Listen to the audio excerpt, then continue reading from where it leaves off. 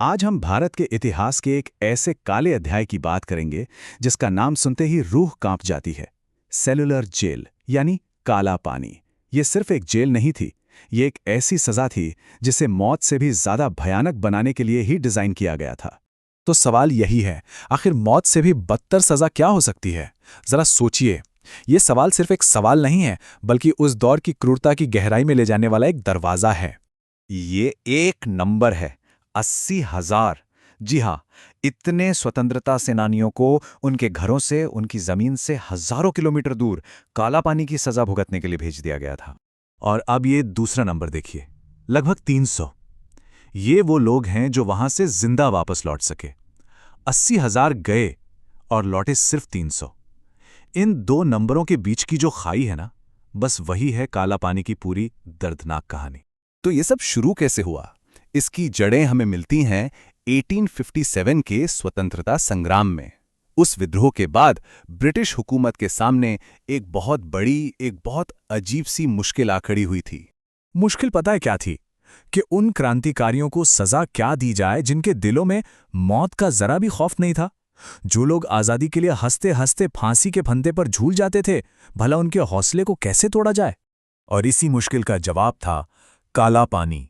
भारत की मुख्य भूमि से 1300 किलोमीटर दूर समंदर के बीचों बीच अंडमान और निकोबार द्वीप समूह पर बनी एक जेल, जिसका मकसद सिर्फ शरीर को कैद करना नहीं था, बल्कि इंसान के हौसले को, उसकी आत्मा को ही तोड़कर रख देना था।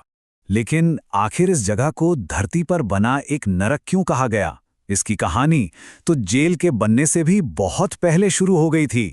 तारीख थी 10 मार्च 1858। जब क्रांतिकारियों का पहला जत्था अंडमान की धरती पर उतरा, तो उनका स्वागत करने के लिए कोई जेल नहीं थी, बल्कि थे घने अनजान जंगल, जहरीले जानवर और एक जानलेवा मौसम। और विडंबना देखिए, आते ही उन्हें काम पर लगा दिया गया, अपने ही जेलरों के लिए घर और बैरक बनाने के, जबकि उनके खुद के सिर पर कोई छत नहीं थी।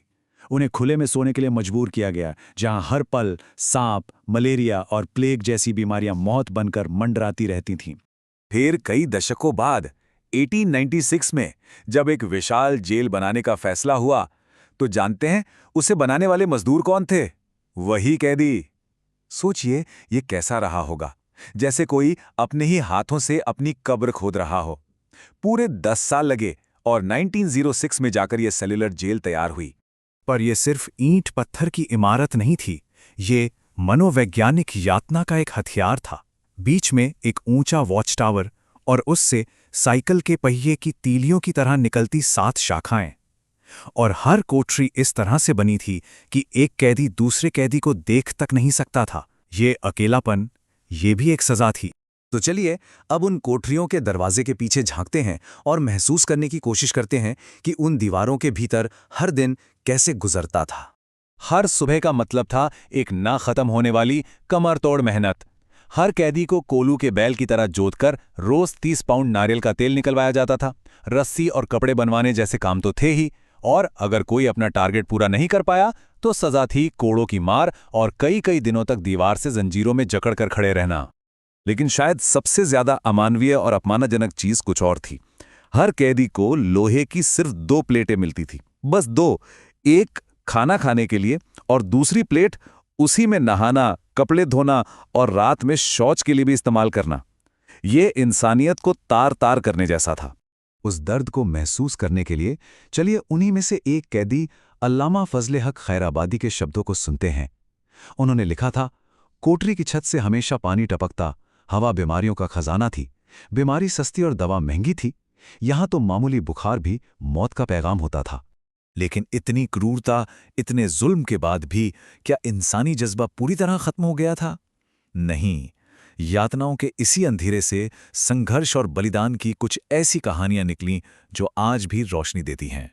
साल 1868 में 238 कैदियों ने मिलकर भागने की एक जबरदस्त कोशिश की, पर जेल के बाहर का जंगल जेल से भी ज्यादा बेरहम साबित हुआ। कई कैदी या तो स्थानीय जनजातियों का शिकार हो गए या फिर पकड़े जाने के डर से उन्होंने खुद ही अपनी जान दे दी। जो 87 लोग पकड़े गए, उन्हें जेलर जेम्स वॉकर के हुक्म पर एक ही दिन एक साथ फांसी पर लटका दिया गया। लेकिन फिर कुछ ऐसा हुआ जिसकी किसी ने कल्पना भी नहीं की थी। फरवरी 1872 में भारत का सबसे बड़ा अंग्रेज अफसर वाइसरॉय लॉर्ड मेयो खुद जेल का दौरा करने आया और वहीं जेल के अंदर ही शेर अली अफरीदी नाम के एक कैदी ने उसकी हत्या कर दी।